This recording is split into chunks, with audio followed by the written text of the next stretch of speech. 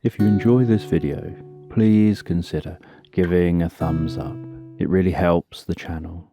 And if you have any ideas for future videos, share them in the comments section below. This original bedtime story is made possible thanks to Slumberland patrons.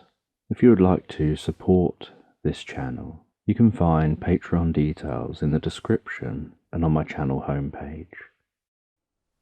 Take a moment to close your eyes as you listen to this bedtime story.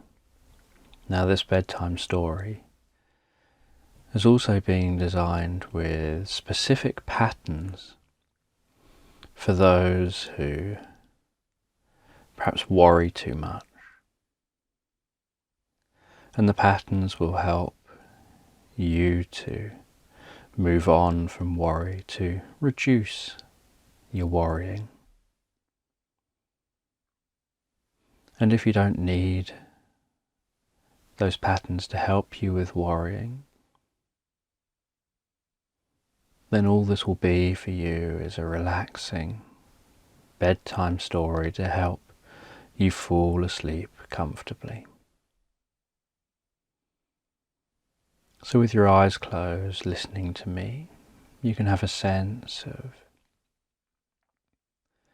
being a part of a group of adventurers who are on the search for some Himalayan ruins. And you're walking through a forest, dense forest, heading towards the Himalayan mountains. And the greens just seem so bright and vivid, and the sounds, and the movement of the leaves, sounds of each footstep, dancing light through the canopy. And you hack your way through the forest, going deeper and deeper into the forest, heading towards those mountains in the distance that from within the forest you can't yet see. And as you continue travelling deeper and deeper into the forest, so you begin to notice the sound of flowing, running water. And after some time searching, you find a stream, and you stop by the stream briefly. And you put your hand in the water and notice the ice-cold water that's obviously been flowing down from the mountains. That's it. And you fill up a bottle with that fresh, clear, ice-cold water. And you have a drink of some of that water and feel that coolness passing into your mouth and down your throat. Feeling it refresh from the inside out.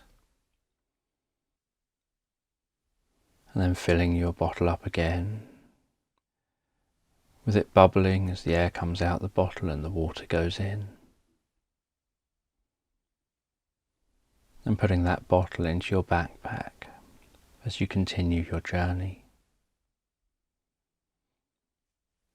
And you now follow the stream, heading upstream. That's it.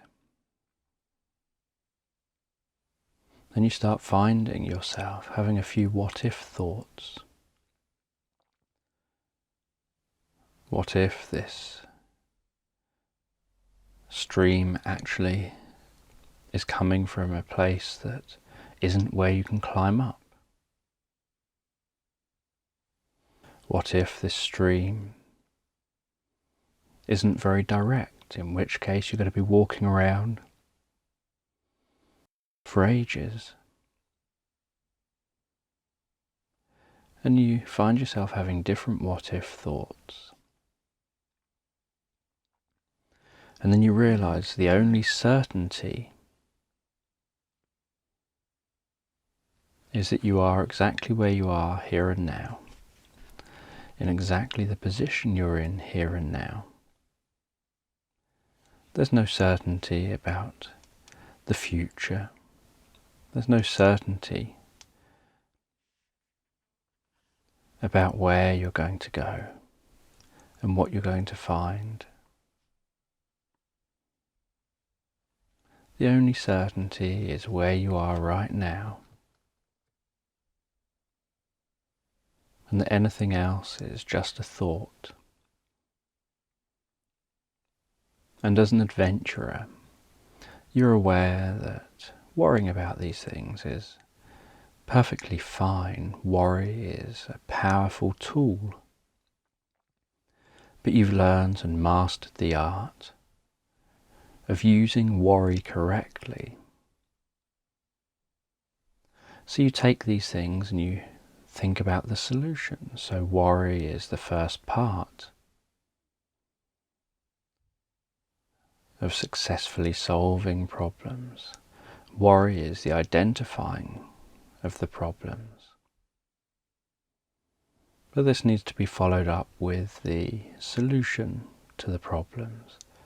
So you now think about what will you do as you're walking along. You think about what will you do if it turns out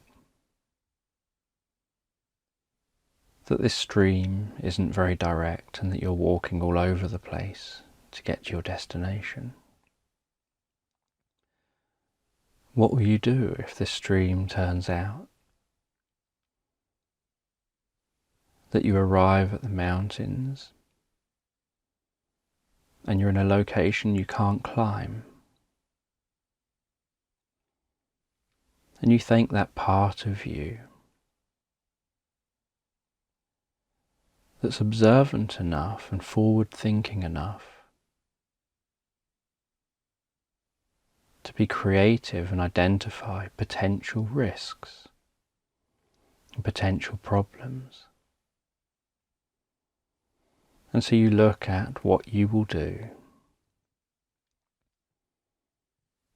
And if the route is longer, you'll just have to arrive later.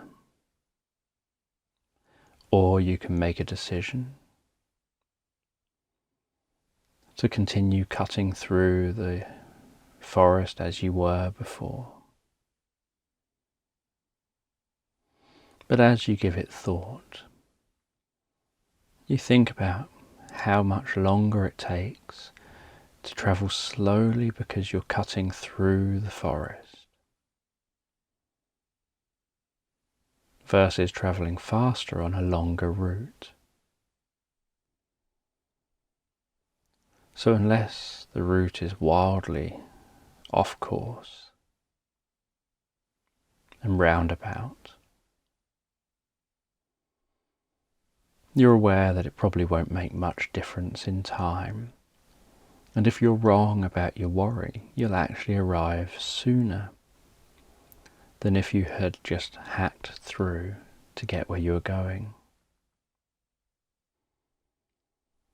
And you think about climbing the mountain. And if you arrive somewhere you can't climb,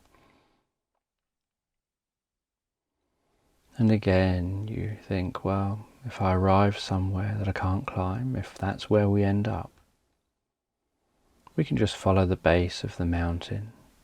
Knowing we're at the mountains, we can follow the base and walk along until we find a location we can climb. And once you've worried and then problem solved, you can put it out your mind, because you know if that situation occurs, you know what you're going to do in that situation. And this is a skill that you have mastered as an adventurer. And you notice as you continue walking that the running water makes the air fresh. And there's a certain sensation to the air and a certain lack of freshness when you're in the deep jungle, when you're in the deep forest, compared to when you're near the water. And you follow the stream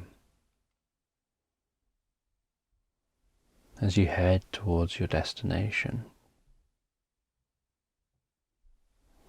And it's quite a long walk. So as you notice the sun setting, although you can't see the sun through the trees, you clear a bit of land slightly high up, away from being directly by the stream. And you dig a hole in the ground and you create a muddy patch on the ground. And you place rocks around that.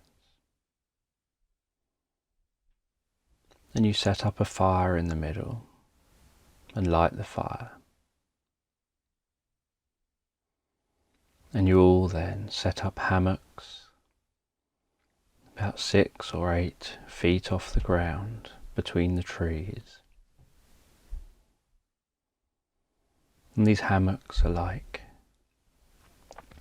ordinary hammocks, but they have a tent kind of roof feature that you put between the trees above you as well. And then you'll settle down for the night to have something to eat. And some food gets cooked over the fire and you can smell that food being cooked. And you chat and you laugh and you enjoy the evening with each other. And the sounds in the forest change as nighttime sets in deeper and deeper. That's it. And then, after you've eaten and you've spent some time enjoying the evening with fellow adventurers, you get into your hammock and close your eyes and wrap up warm. And as a breeze blows, the hammock sways very gently, and your movement makes the trees sway very, very gently. And the swaying is kind of hypnotic, helping you drift comfortably asleep. And then in the morning,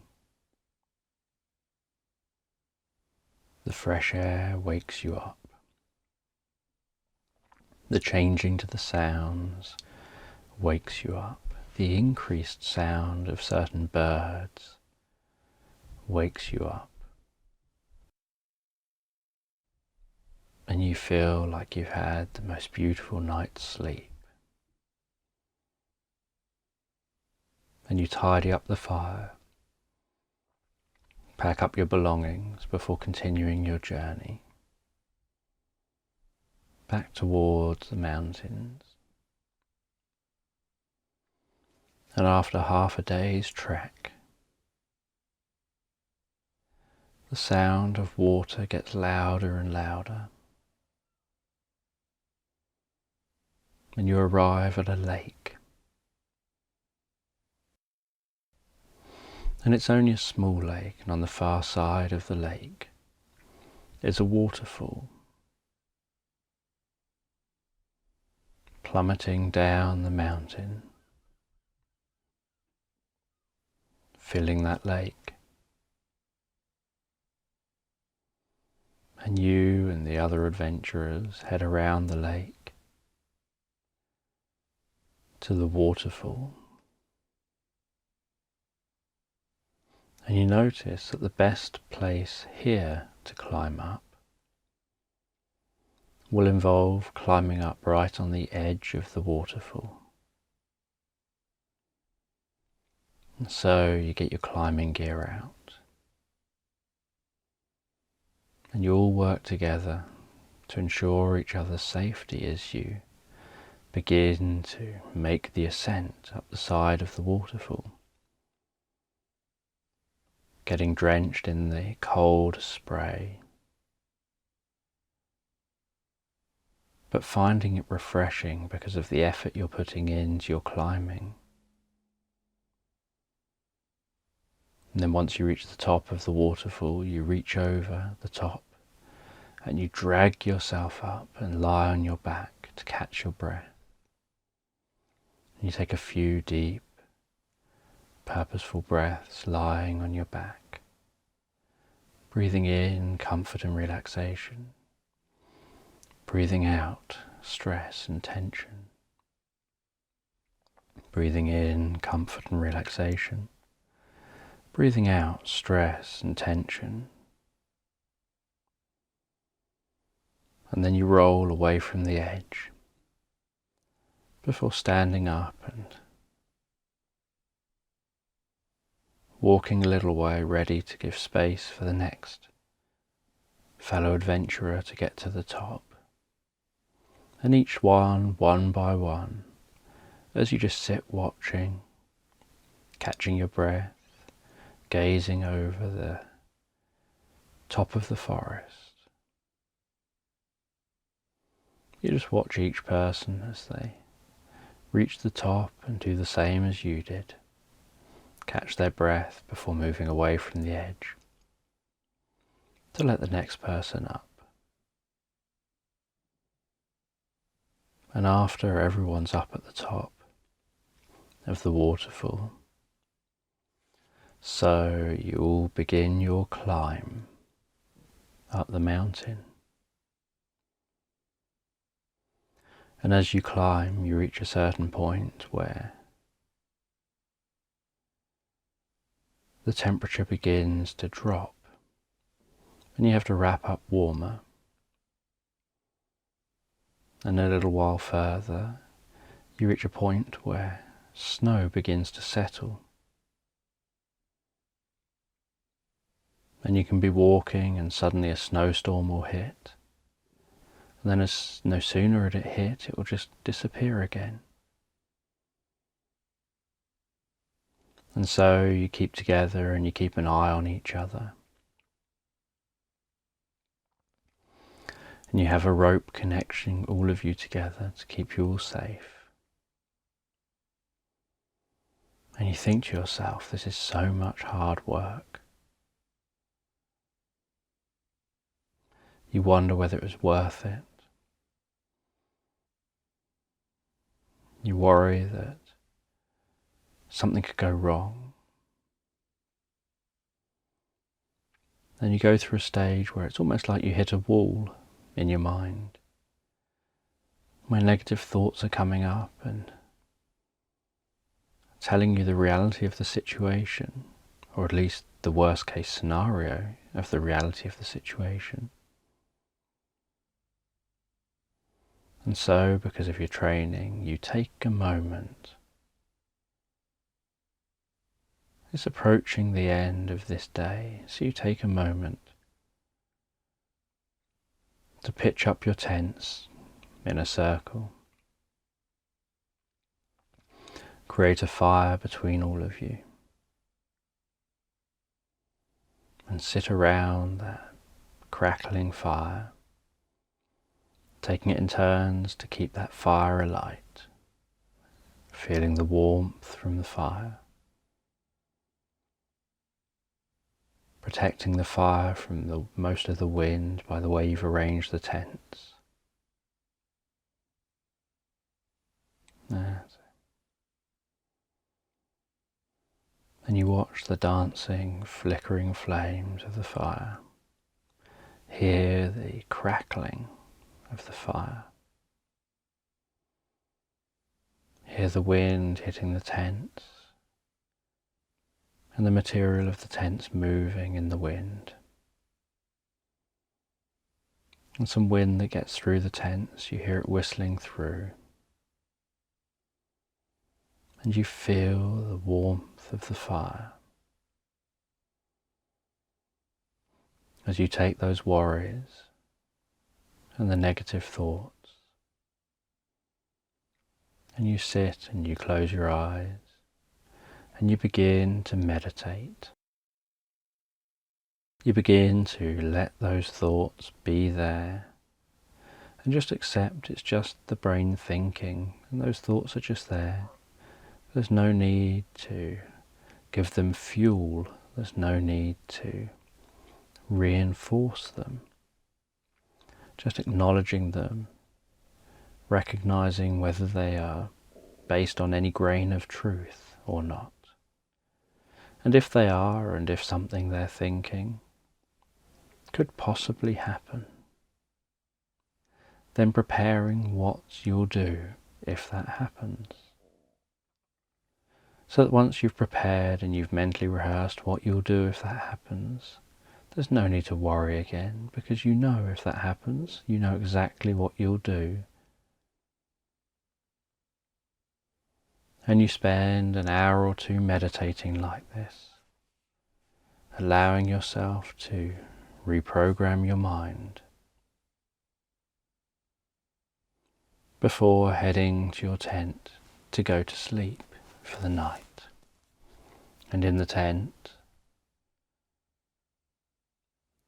you can hear and notice the movement of the tent as the wind hits the walls. And you wrap up warm, almost like wrapping up in your own cocoon. You wrap up warm and relaxed. And then you, to those sounds, drift comfortably asleep, finding the sounds around you help you drift comfortably asleep.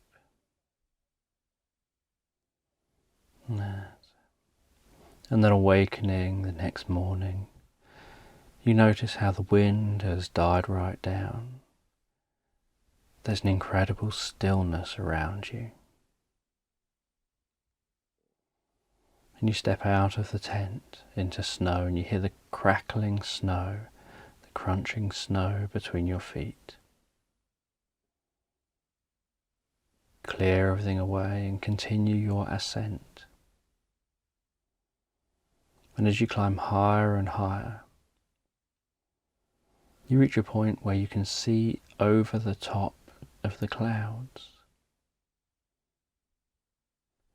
And gazing around, it almost looks like someone has covered the world in cotton wool, or in some other kind of white fluffy substance that just seems to make it so that you can't see anything beneath that. And you continue your climb, and you get your compass out and you follow your compass, heading to exactly where the coordinates are of where you're trying to go. And you climb higher and higher up the mountain before finding what looks like two pillars. And so you investigate these pillars, and they look man-made.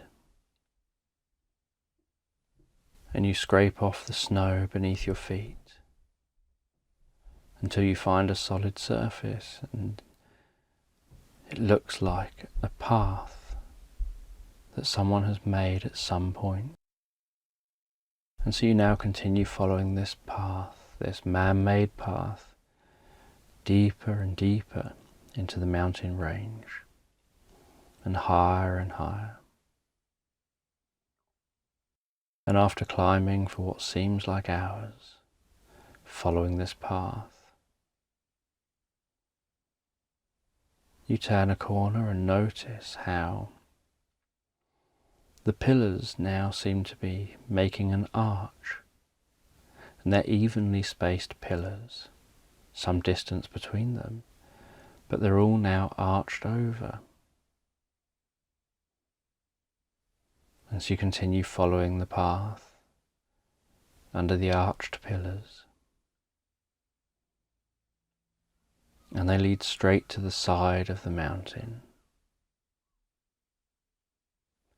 And you tap on the mountain and have a sense that the bit that you're at seems hollow. It sounds a bit different to just outside of this arch. And so you scrape off the snow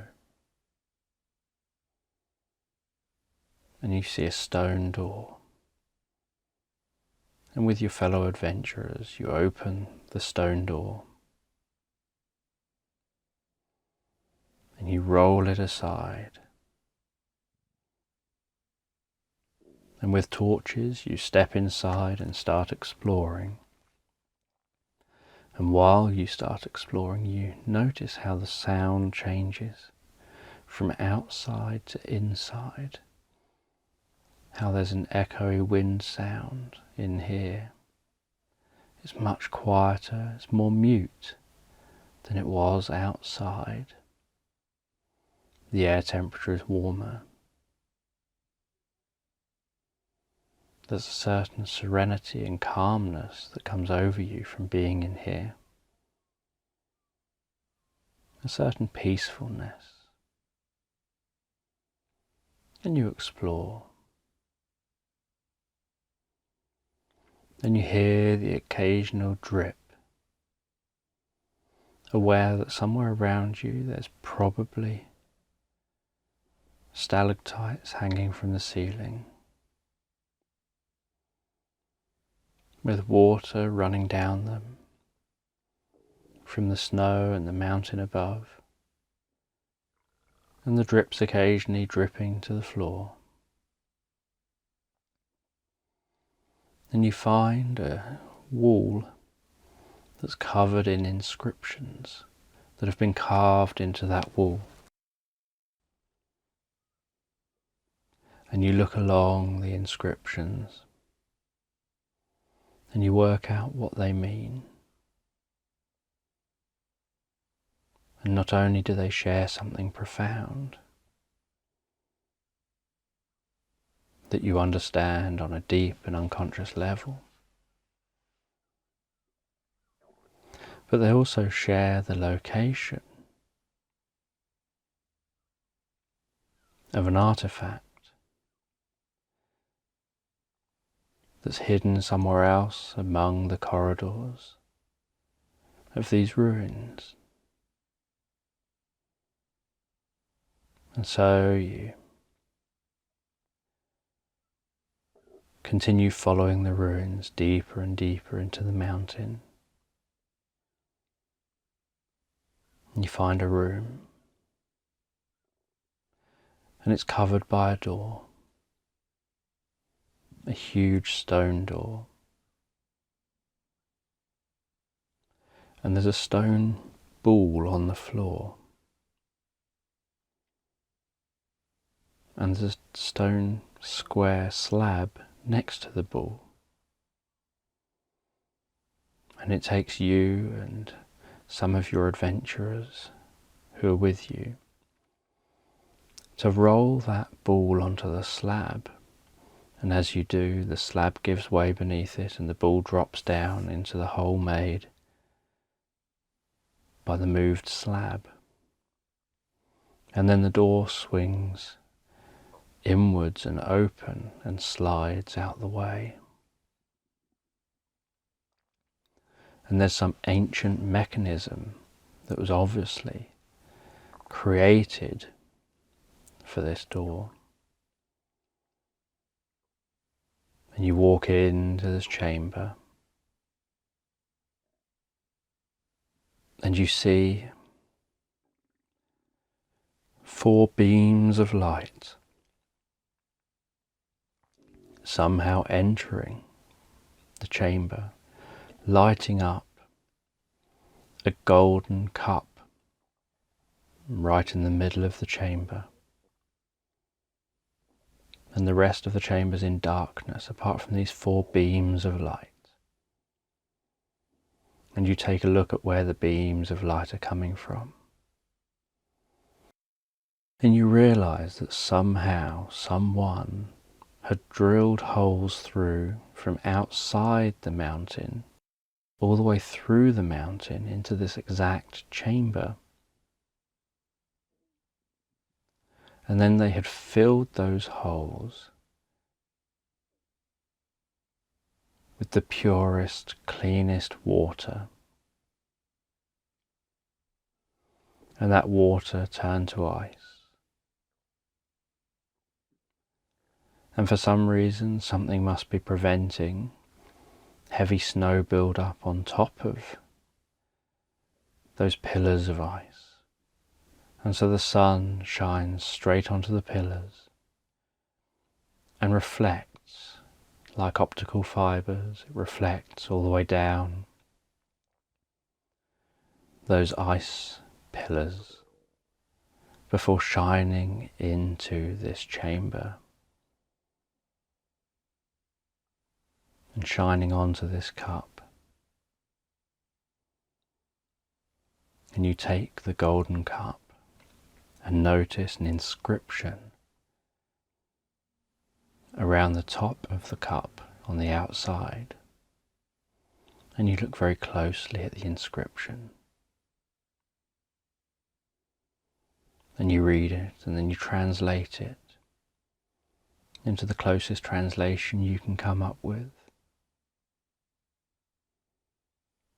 And it says that the cup needs to be empty if it's to be filled. And you wonder what that means. And you know that it's approaching the end of the day, and that within a few hours the sun will be setting, and that the best place to camp on the way back down is where you camped before. But you won't make it there by the time the sun sets. So you decide to all set up camp in this chamber, spend the night in this chamber. We can all work on translating all the messages around the walls and learning as much as you can about these secret hidden ruins and who created them, who left them. And then the next morning, you start your journey back down, heading back the way you came, back down to that first point where you set up camp. And so you camp there again for the night. And then you follow down and get down into the forest. And you find your camping space in the forest and you camp there again. Before then finding your way all the way back out of the forest, taking with you knowledge you've now gained, new wisdom and new understandings, new insight that you'll never forget, that's just always in your mind, guiding your behavior, guiding your understanding of the world, and what to focus on, what not to focus on, what's important and what's not important. And all the adventurers find their way back out of the jungle, back out of this forest. As you drift deeper and more comfortably asleep, drifting deeper and more comfortably asleep.